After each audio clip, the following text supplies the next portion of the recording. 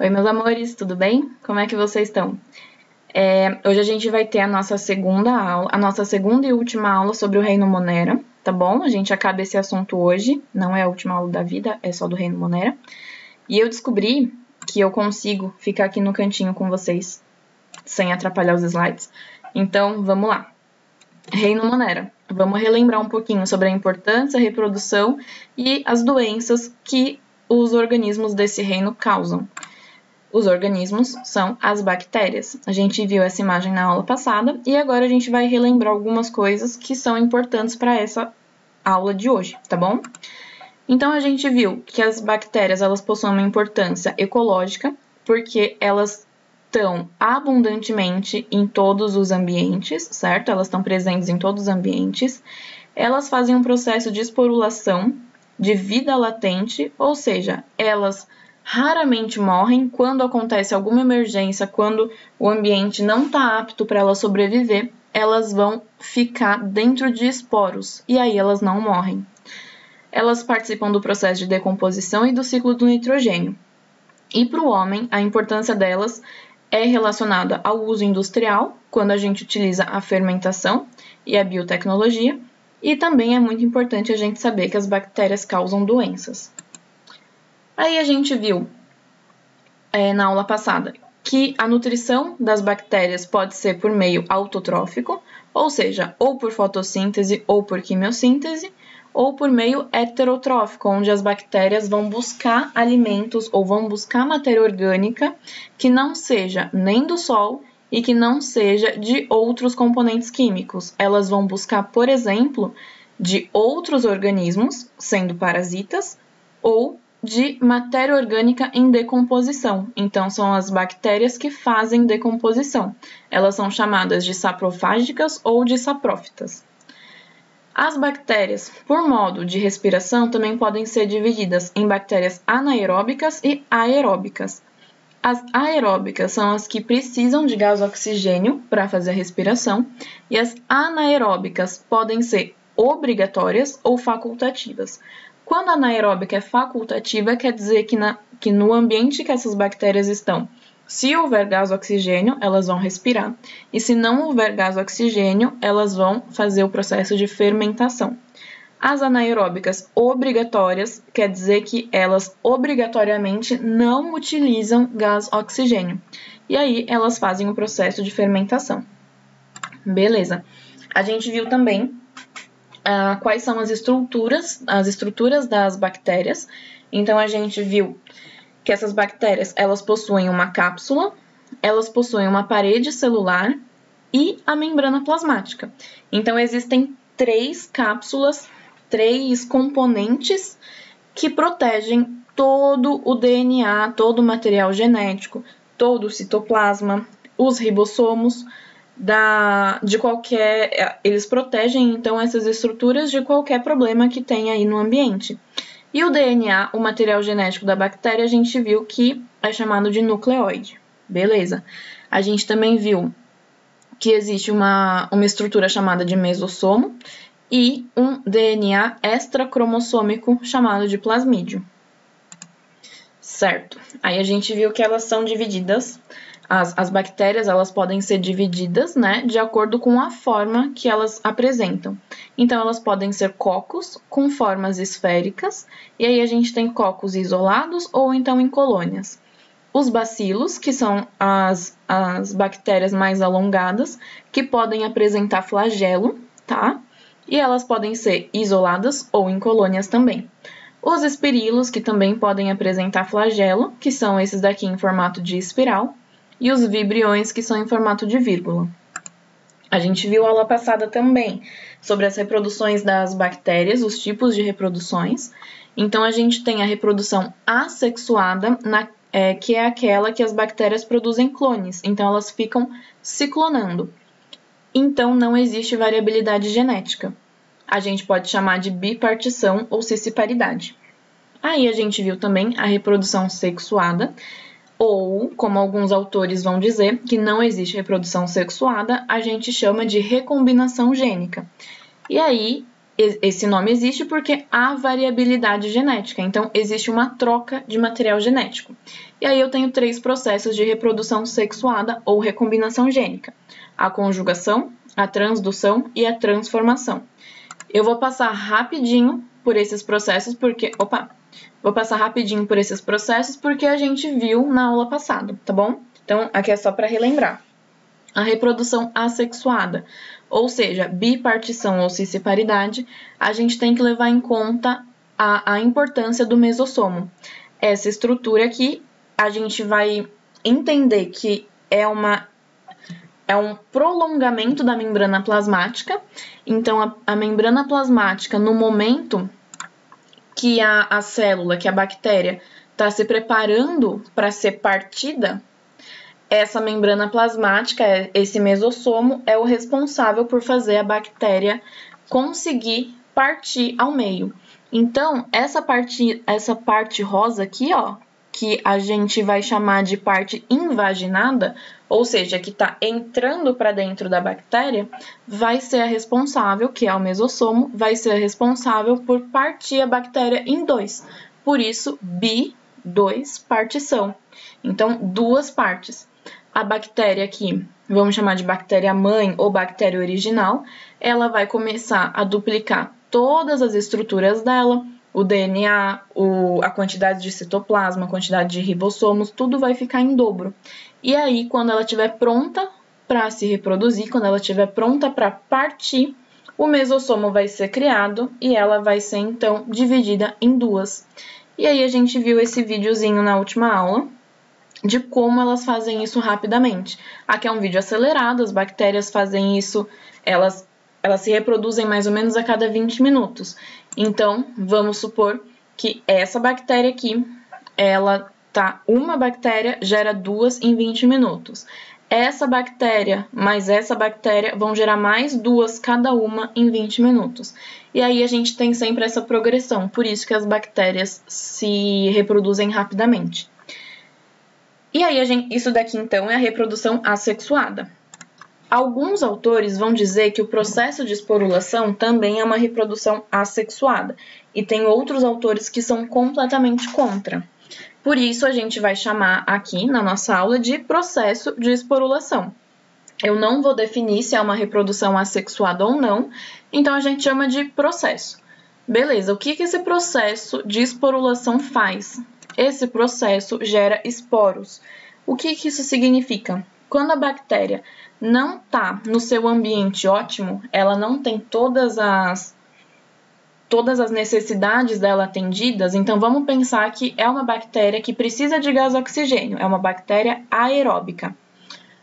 Vamos supor que acabou o oxigênio nesse lugar. Ela, por exemplo, estava no ar aqui na atmosfera e aí ela foi jogada dentro da água. Então, não tem gás oxigênio em abundância lá dentro, como a gente respira aqui fora. Essa bactéria, então, ela vai, ao invés de morrer, ela vai entrar e começar a fazer um processo de esporulação.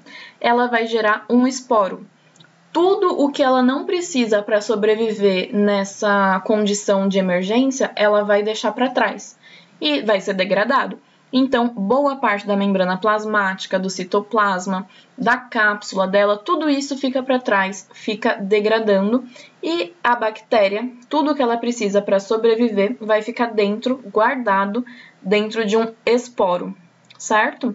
E esse esporo vai ser muito rígido e ele vai ser muito resistente às mudanças ambientais, então a bactéria vai conseguir sobreviver. Aí a gente vê as recombinações gênicas, ou reprodução sexuada, conjugação, transdução e transformação. E aí a gente tem que levar em conta a importância do plasmídio e dos ribossomos. Eu vou passar bem rapidinho aqui porque a gente já viu, mas a conjugação, então, é quando, por meio de uma pile, ou de um pelo, ou de uma ponte de conjugação, o plasmídio de uma bactéria é duplicado e passado para outra bactéria, certo? E a gente viu esse videozinho aqui. Então, houve troca genética, porque essa bactéria que não tinha esse plasmídio da cor verde, por exemplo, agora vai receber por meio da ponte de conjugação. Legal? E agora eu formo 2 bactérias diferentes. Vocês viram que aqui, nessa bactéria, eu tenho genes, por exemplo, apenas verdes. Depois a gente vai entender muito bem o que é isso. Mas aqui eu tenho uma bactéria verde, aqui eu tenho uma bactéria vermelha e que, recebendo o plasmídio, ficou com uma nova carga genética, certo? Aí a gente tem mais um processo de reprodução sexuada ou de recombinação gênica, que é o de transformação, e que, na transformação, existe a morte de uma bactéria, certo? Essa bactéria deixou todo o seu nucleóide, todas as moléculas de DNA livres no meio ambiente, porque quando a bactéria morre, a membrana plasmática dela se desfaz. E todo o citoplasma, tudo que a bactéria tem lá dentro, fica jogado no meio ambiente. Fica, por exemplo, se a bactéria for do ar, tá aqui espalhado. E aí essas moléculas de DNA livres, elas podem ser resgatadas por uma bactéria que esteja viva. Então, uma bactéria viva vai absorver, por exemplo, uma molécula de DNA. E aí, essa molécula de DNA nova vai se incorporar ao nucleóide da bactéria. Isso acontece na natureza, tá? Existe isso dentro da natureza, mas é muito raro. Então, eu falei para vocês na outra aula, na aula anterior, que esse processo é muito mais comum em laboratórios. Então, em laboratórios, pesquisadores fazem esse processo de forma artificial, introduzindo um plasmídio ou introduzindo moléculas de DNA em outras bactérias, para que elas sejam alteradas e que elas possam produzir alguma coisa de interesse nosso. Por exemplo, a insulina ou outros hormônios e enzimas, igual a gente falou na aula passada. E isso é uma área da biologia que a gente vai chamar de biotecnologia, porque a gente está alterando com tecnologia, né? Alterando uma bactéria, alterando uma vida.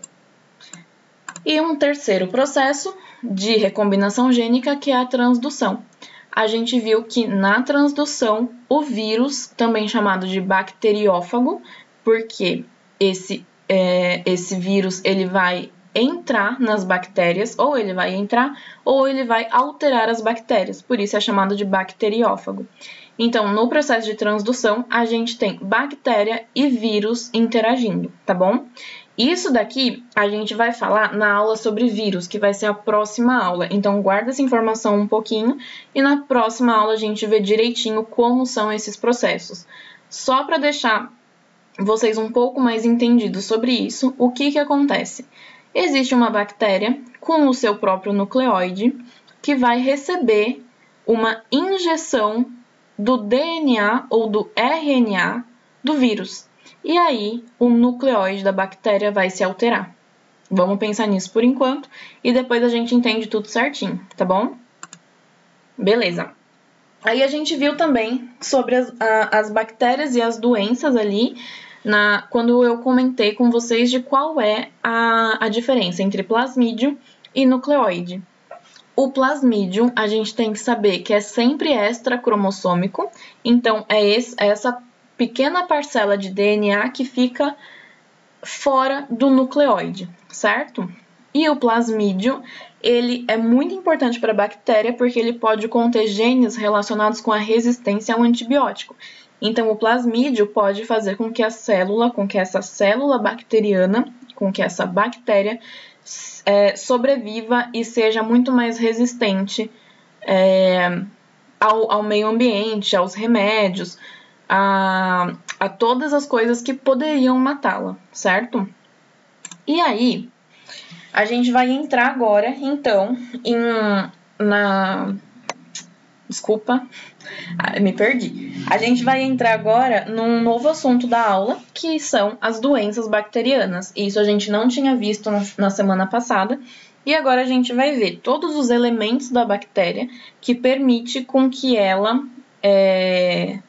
gere ou que cause uma doença nos outros seres vivos. Então, a cápsula bacteriana é muito importante. A cápsula bacteriana é essa última capa da bactéria. Então, lembra que a gente tem membrana plasmática, parede celular e cápsula, certo? essa cápsula, junto com as possíveis fímbrias que existam aqui, vão formar uma coisa que a gente chama de fator de virulência. Isso significa que elas são capazes de causar doenças. Então, a cápsula aumenta a habilidade de uma bactéria de causar doenças. Então, não é a cápsula que causa doença. Ela deixa a bactéria mais forte, ela deixa a bactéria mais apta a causar doenças, tá bom? Essa cápsula, por que é tão importante?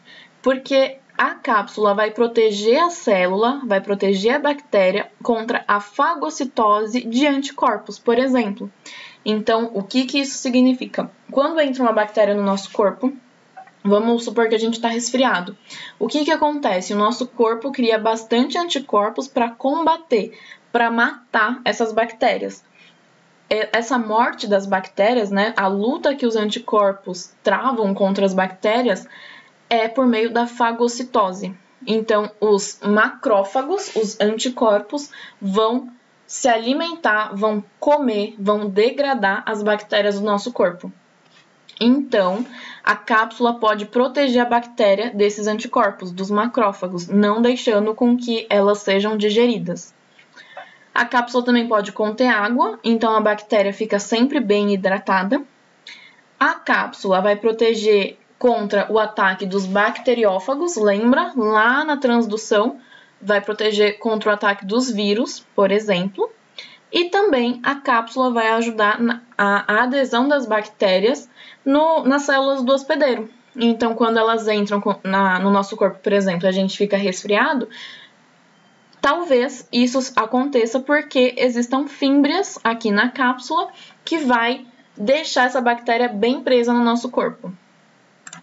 Beleza, então a gente entendeu qual que é a importância da cápsula e agora a gente vai entender o modo de identificar as bactérias. Então a gente viu na aula passada e a gente relembrou nessa aula que existem diferentes formas das bactérias, diferentes formatos. Então cocos, vibriões, espirilos, tudo isso. Essas formas são muito... essas formas, elas geram uma capacidade da gente categorizar as bactérias, nós, seres humanos, pesquisadores, médicos. Então, é muito mais fácil a gente categorizar as coisas para que a gente consiga entender o que está fazendo a gente ficar doente. Então, modo de identificação, formato e também por bactérias gram, por coloração gram. Então, a gente tem bactéria gram positiva e bactéria gram negativa. Isso daqui que eu vou falar para vocês é bem raro de cair no vestibular, mas às vezes cai, tá? Mas não é sempre. Então, a gente precisa só entender, é um processo um pouquinho mais chato, com os nomes um pouco mais chatos, mas dá para vocês entenderem. Então, vamos lá. Por que o modo de coloração gram é importante para a gente entender doenças das bactérias? Lembra quando a gente estava falando, eu falei diversas vezes nessa aula, que a gente tem a parede celular, certo? A cápsula e a membrana plasmática, certo? A gente tem essas três capas que protegem a bactéria. A parede celular é dividida em duas, uma camada externa e uma camada de algo que a gente vai chamar de um material que chama peptídeo-glicano, tá? O peptídeo-glicano é essa coisinha rosa que está aqui nesse desenho, é esse material rosa. Qual que é a importância, então, dessa camada de peptídeo-glicano da parede celular? Quando a bactéria é uma gram-positiva, quer dizer que essa camada é muito grande, protege muito mais a bactéria. E a bactéria gram-negativa tem uma camada de peptídeo-glicano pequenininha. Tá vendo a diferença? E aí, por que a gente chama de coloração? Porque é realmente uma coloração que os pesquisadores, que os médicos fazem para descobrir se aquela bactéria que está dando doença é uma bactéria gram-positiva ou uma bactéria gram-negativa. O que isso significa? Os pesquisadores vão lá numa amostra, vamos supor que a pessoa está muito doente. O pesquisador vai lá e pega uma amostra da língua da pessoa ou do nariz, de alguma secreção, saliva, mucosa, E aí eles vão passar numa lâmina essas bactérias e vão ver no microscópio. Quando esses cientistas veem a bactéria no microscópio, eles vão ver a bactéria de uma forma quase transparente. Então, os pesquisadores precisam colorir as bactérias para saber qual tipo de bactéria tem ali. E aí, identificar mais facilmente o que aquela pessoa tem, qual que é a doença daquela pessoa. Então, a gente tem 4 passos para fazer a coloração. O primeiro é colorir todas as bactérias com uma cor violeta. Então, beleza. Os pesquisadores vão lá e colorem tudo. A lâmina inteira, toda a visão dos pesquisadores dos médicos, por exemplo, fica violeta. Beleza. Eles vão, depois, nos próximos passos, lavar e descolorir essa lâmina. Quando eles fazem isso, nem todas as bactérias vão ficar transparentes de novo. As únicas bactérias que vão ficar transparentes são as bactérias gram-negativas. Por quê? Porque a camada de peptídeo glicano das bactérias gram-negativas é menor. Então, quando os pesquisadores vão lá e descolorem, tiram a cor violeta, as gram-negativas perdem normal a cor violeta. Agora, as positivas, por ter uma camada mais alta, certo? Por ter vários peptídeos glicanos aqui, elas retêm mais a coloração violeta. Então, mesmo os pesquisadores indo lá e descolorindo, elas continuam violetas. As únicas que perdem a cor é a gram-negativa, porque a camada é muito mais baixinha. E aí, um último passo é usar um contracorante. O que significa isso? Que agora as bactérias gram-negativas que estão transparentes vão se colorir de alguma outra cor. E que aqui nesse exemplo é uma cor rosa. Então, as bactérias gram-positivas, elas se colorem desde a primeira vez aqui e não perdem a cor. Porque elas possuem uma camada de parede celular, uma camada de peptídeo glicano da parede celular muito maior do que as gram-negativas. Beleza. Vocês entenderam? Ótimo. Agora, para quê? Por que isso daqui é importante?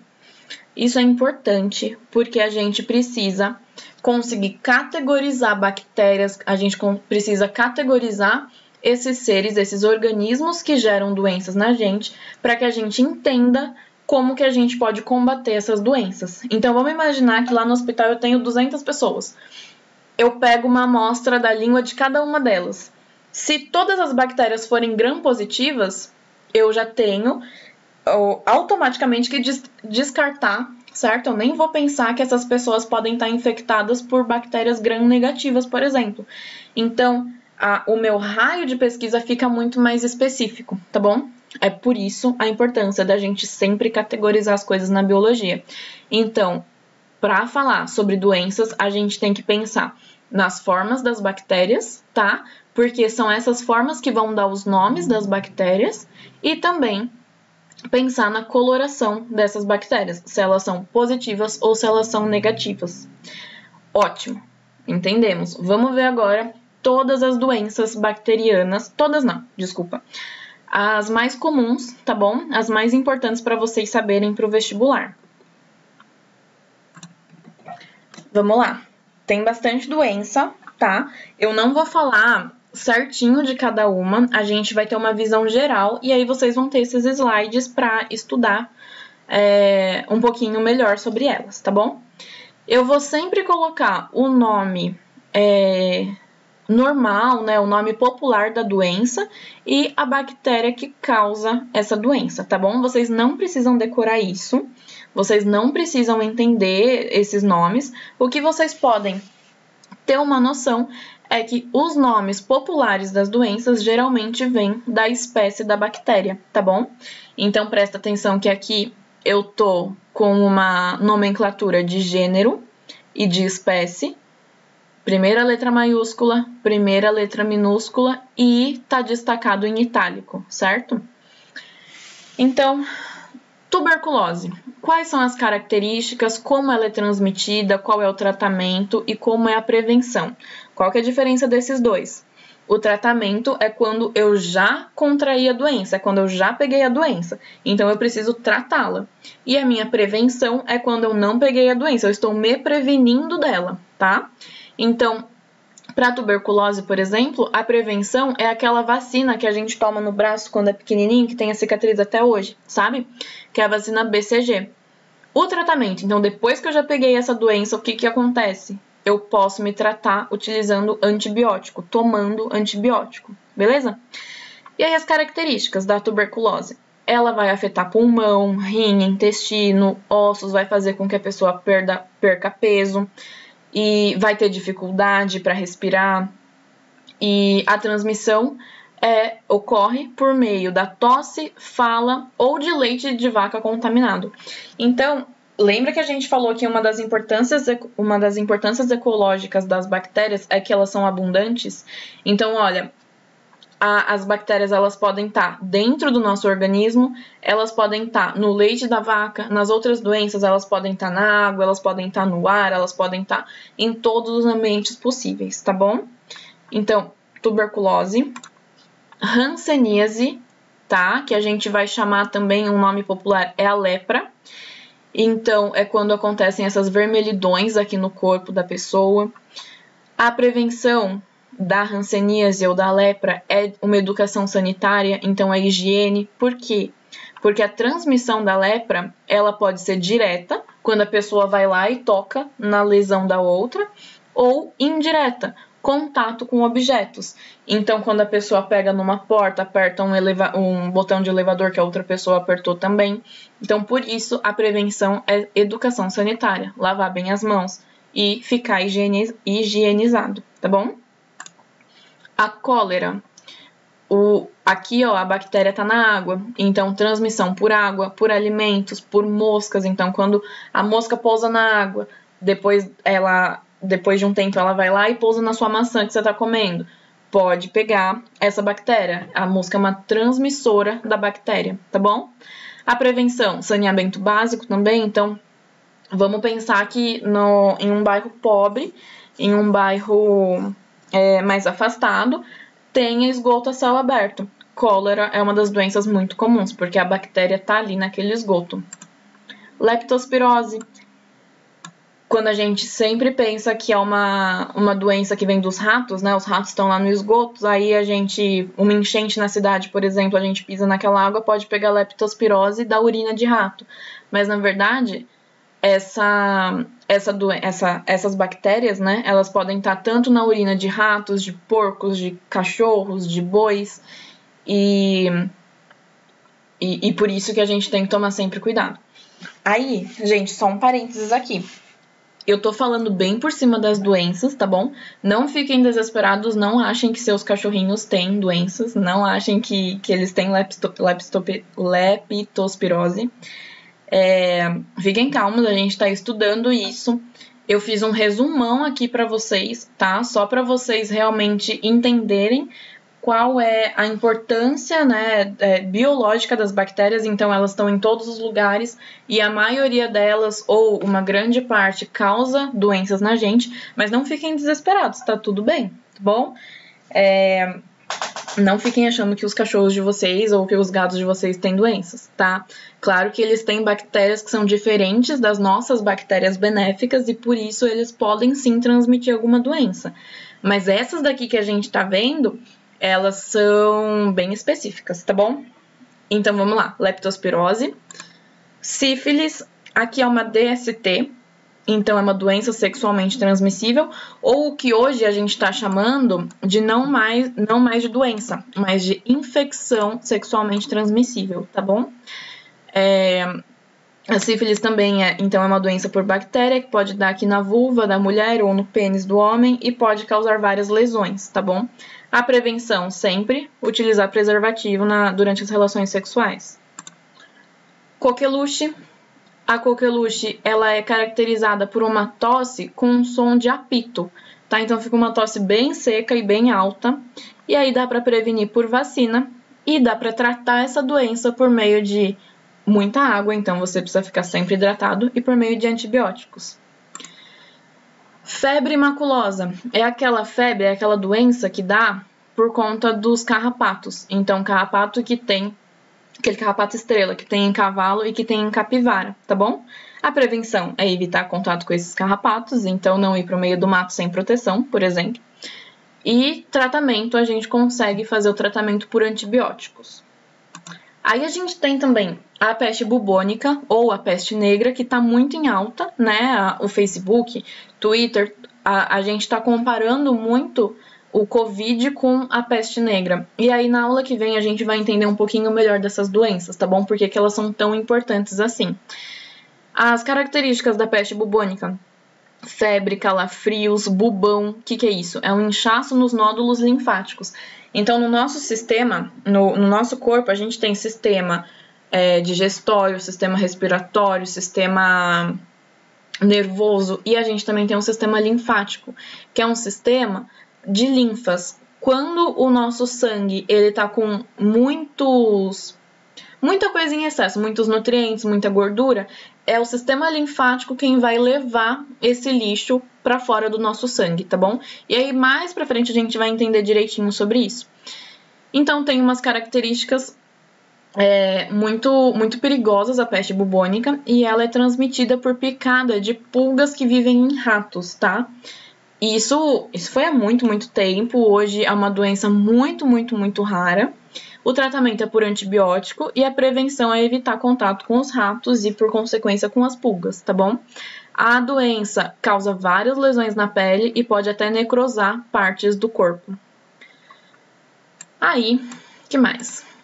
Salmonela. Salmonelose.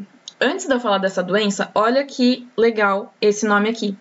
A gente tem o gênero Salmonella sp. O que isso daqui significa? Que a salmonelose, a doença da salmonela, pode ser causada por diversas espécies de bactérias do gênero Salmonella. Então, quando eu não especifico qual é a minha espécie, eu posso colocar um sp. E esse sp, ele não é em itálico, porque ele não é o nome de uma espécie, ele não é escrito em latim. Então, eu tenho gênero, seguindo aquelas regras, letra maiúscula, itálico, e aí eu tenho o sp. Normal, porque não é uma palavra em latim, tá bom? Então, a salmonelose tem algumas características de náuseas, de vômitos, diarreia, febre. Ela é transmitida por meio de ovos contaminados, tá? Assim como por todo tipo de alimentos e por água. O tratamento, bastante água e antibióticos, e a prevenção é sempre beber água tratada, lavar os alimentos e cozinhar muito bem os ovos. Lavar a casca dos ovos e cozinhar muito bem eles, tá bom? Não comer ovos crus.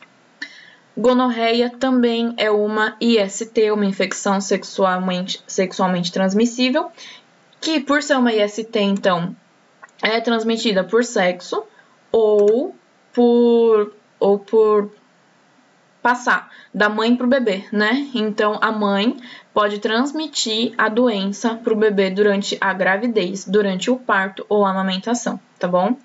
Pode ser tratado por antibióticos ou a prevenção é usar preservativo durante as relações sexuais. Beleza, aí a gente tem a difteria. Difteria é uma doença que vai atingir as partes respiratórias, especificamente aqui a faringe, tá bom? A transmissão pode ser direta, ou seja, com contato mesmo de pessoa para pessoa, o tratamento por antibióticos e a prevenção, existe uma vacina. O botulismo é quando a pessoa tem dificuldade para engolir, para falar, quando ela tem uma fraqueza facial ou paralisia. Agora, vamos entender um pouquinho. Por que as bactérias dão doenças na gente? Porque as bactérias, geralmente, elas são parasitas, né? Lembra das bactérias que são ou saprofágicas ou parasitas? Quando elas são saprófitas ou saprofágicas, elas vão lá para o material orgânico em decomposição. E quando elas são parasitas, elas precisam estar dentro do nosso sistema ou de qualquer outro tipo de organismo para conseguir sobreviver, porque ela vai utilizar os nutrientes, vai utilizar a comida, o ar, a água, tudo o que ela precisa sobreviver, ela vai utilizar de outro organismo. Então, As doenças ocorrem porque as bactérias podem produzir toxinas. Então, lá dentro do corpo, as bactérias estão se alimentando, por exemplo, e durante essa alimentação, elas podem produzir algum tipo de ácido, algum tipo de toxina que o nosso corpo que não reconhece, tá? Então, no caso do botulismo, é exatamente isso. As bactérias, a Clostridium botulinum, esses tipos de bactérias vão causar uma fraqueza facial porque elas vão ficar na região crânio-facial aqui e elas vão soltar muito ácido. E aí os músculos vão parar de funcionar, tá bom? Então, o tratamento pode ser por soro antibutolínico e a prevenção por higiene, porque a transmissão dela pode ser por meio de machucados ou por meio de alimentos contaminados, principalmente os alimentos enlatados, tá?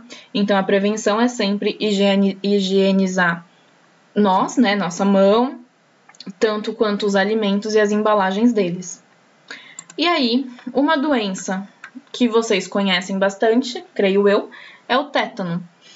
O tétano é quando a gente pensa lá, vamos pensar que a gente tá andando descalça, pisa num prego, meu Deus, pegou tétano.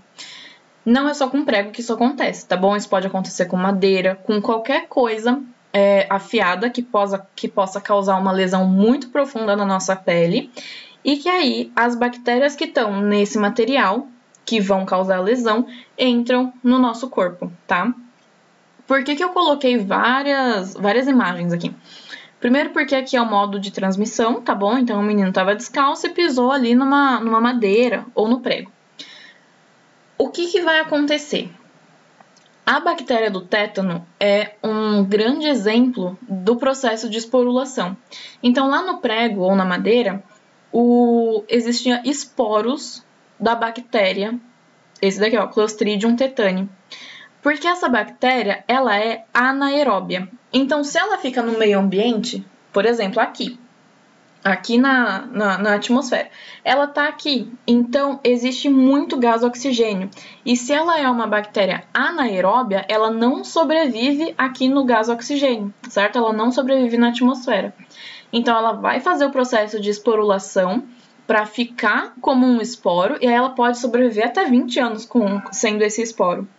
Ela vai sobreviver, vai ficar aqui nesse prego, ou nessa madeira, ou nesse plástico, no metal, ela vai ficar ali e quando a pessoa pisa ou quando a pessoa se machuca profundamente, a bactéria vai entrar no nosso corpo. E aí, entrando no nosso corpo, a gente tem muito menos oxigênio do que aqui na atmosfera. Então, lá dentro, ela vai voltar à forma normal dela, então ela vai parar de ser um esporo e vai produzir todo o citoplasma, toda a membrana plasmática, cápsula, tudo de novo. E aí, lá dentro do nosso corpo, ela vai se reproduzir e vai voltar à vida dela normal, sendo um parasita nosso. Sendo ainda uma bactéria anaeróbia, a gente precisa entender por que ela causa doença na gente. Porque quando ela para de ser um esporo e volta a ser uma bactéria completa, ela começa a respirar, por ser anaeróbia, por fermentação. E aí ela gera muito ácido, tá? E esse ácido, esse processo aqui de formação de ácido, pode fazer com que a nossa musculatura, a musculatura que a gente controla, tá bom? Que a musculatura fique muito contraída, porque a musculatura ela tá intoxicada. E aí, a gente vai tendo muita dor e pode até morrer por causa do tétano. O tratamento é por soro antitetânico e a prevenção vacina, tá bom? Uma das últimas doenças que a gente vai ver é a pneumonia. É muito importante saber que a pneumonia pode ser tanto por vírus, quanto por fungos, quanto por bactérias. Então, essa pneumonia que eu tô falando aqui é a pneumonia bacteriana. Ela vai se apresentar, né? Essas bactérias, elas vão se apresentar dentro do pulmão, tá? E aí vão causar uma infecção pulmonar muito grave, causando febre, tosse, uma dor aguda no peito, dificuldade para respirar e outros sintomas. A transmissão vai ser de modo indireto pelas vias respiratórias. Isso quer dizer que quando a pessoa está muito debilitada, quando a pessoa tá com o sistema imunológico bem baixo, ela pode pegar a pneumonia de um hospital, por exemplo, quando uma pessoa tosse perto dela, tá bom? O tratamento é por antibiótico e a prevenção é lavar muito bem as mãos, não fumar e evitar aglomerações.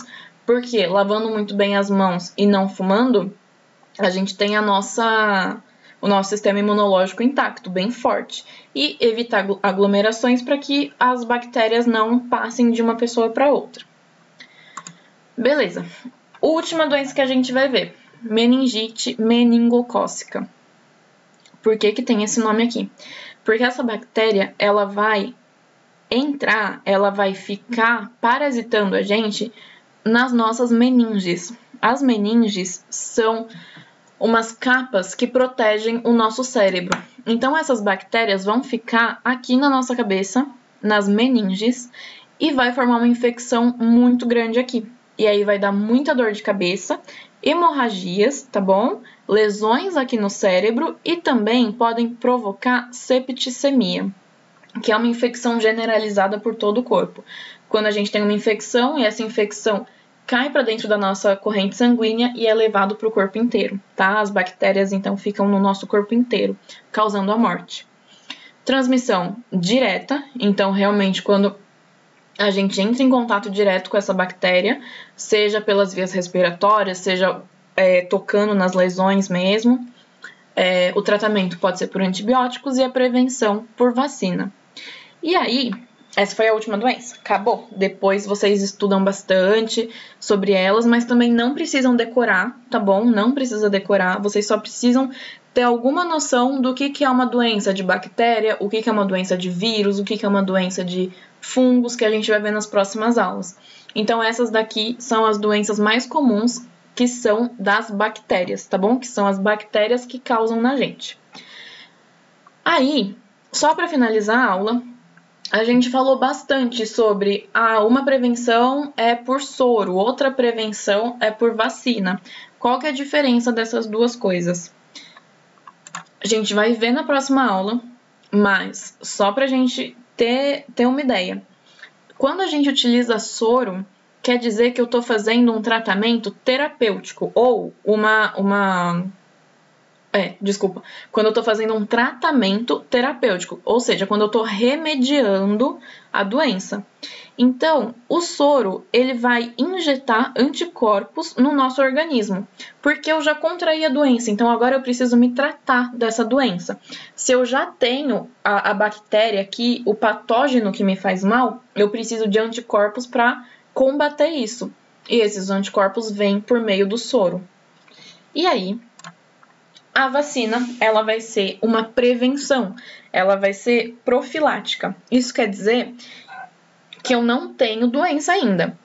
Eu estou recebendo o meu patógeno, a minha bactéria, o meu vírus, o meu fungo, de uma forma muito enfraquecida para que entre no meu corpo e o meu próprio corpo consiga ter tempo de produzir anticorpos contra aquela doença, contra aquela bactéria, contra aquele vírus.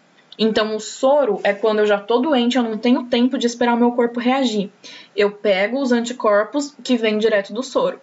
Na vacina, é quando eu realmente não tenho doença e eu tenho tempo para que o meu corpo entenda o que é aquela doença e lute contra ela, tá bom?